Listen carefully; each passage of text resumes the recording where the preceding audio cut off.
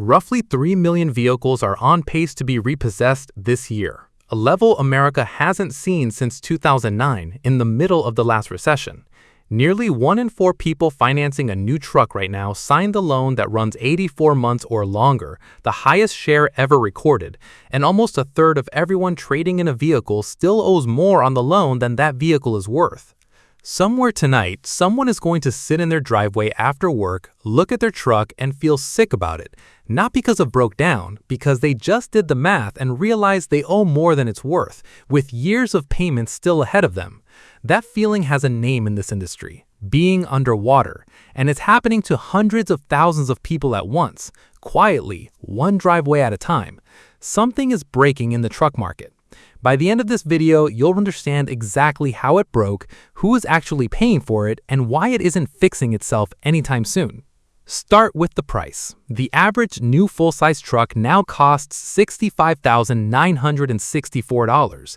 That's up almost 3% from a year ago, and it's roughly $16,000 above the average price of any new vehicle sold in America. Trucks used to be the practical choice. Today, they're the most expensive mainstream vehicle category you can buy. Nobody is paying that in cash, so buyers do what buyers always do when the price outruns the paycheck. They stretch the loan and they tell themselves it's fine, because the monthly number is what matters at the dealership. Nobody signs the paperwork thinking about year 6. They think about whether $700 or $800 fits this month's budget. In the second quarter of this year, the average monthly payment on a financed new vehicle hit a record $777. To hold that number down, loan terms kept getting longer. A record 23.9% of new vehicle buyers this year financed for 84 months or more. More than 1 in 3 financed past 72 months. 6 years used to be the long option. Now it's the middle of the pack, and 7 years is becoming normal for a truck that won't even run that long without major repairs. Here's where the collapse actually starts building. Stretch a loan to 84 months at a rate near 7%, and buyers are handing over close to $10,000 in interest alone before that truck is ever paid off. And for most of those years, they owe more than the truck is worth. That gap has a name: negative equity. And right now, it's sitting at levels not seen since 2021.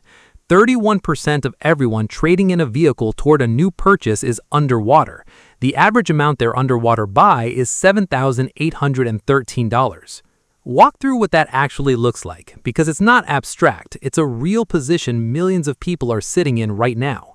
Someone finances $60,000 on a new truck. 2 years later, the truck has depreciated the way trucks do. It's worth around $46,000 now.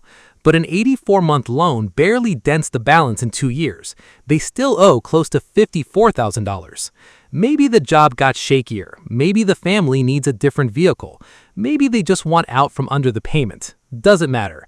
To trade that truck in, they'd walk away with a check.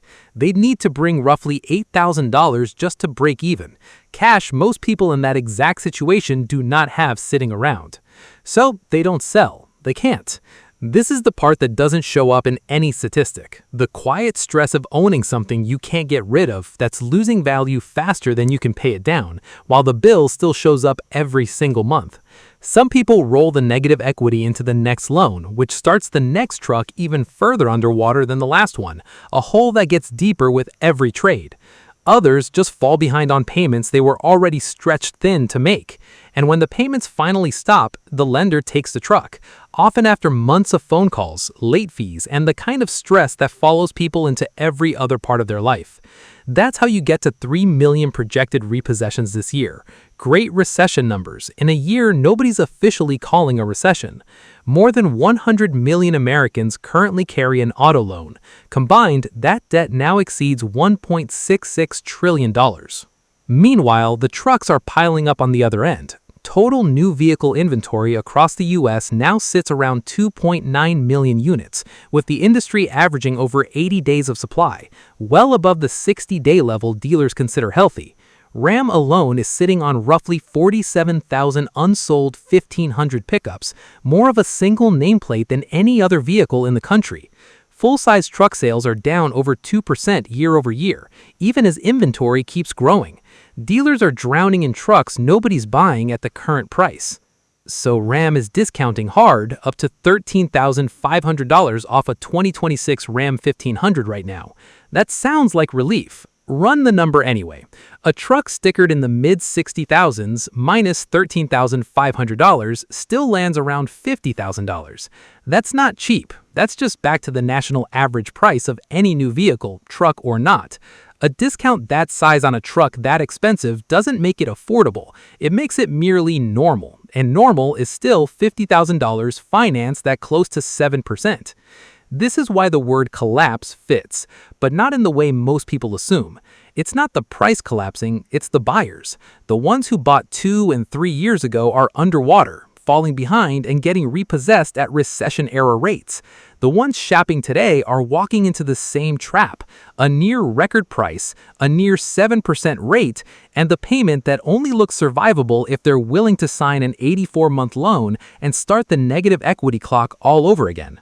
So, is the truck market actually collapsing? For the people who already bought, yes, quietly, one repossession at a time, one late notice at a time, one uncomfortable conversation with a spouse at a time. For the person walking onto the lot today, it hasn't gotten any cheaper. It's just gotten longer and further on their water for everyone who says yes to the payment instead of the price. And that's really the whole story here. This was never just about trucks. It's about how easy it's become to say yes to a number that fits this month without ever asking what it costs 5 years from now. The dealership will always help you find the payment that works. Nobody there is going to sit you down and show you the negative equity charts or the repossession numbers or what year 6 actually looks like. That part's on you. And now, at least, you've seen the math. So, here's the question for you. At what actual price would a new full-size truck feel affordable again?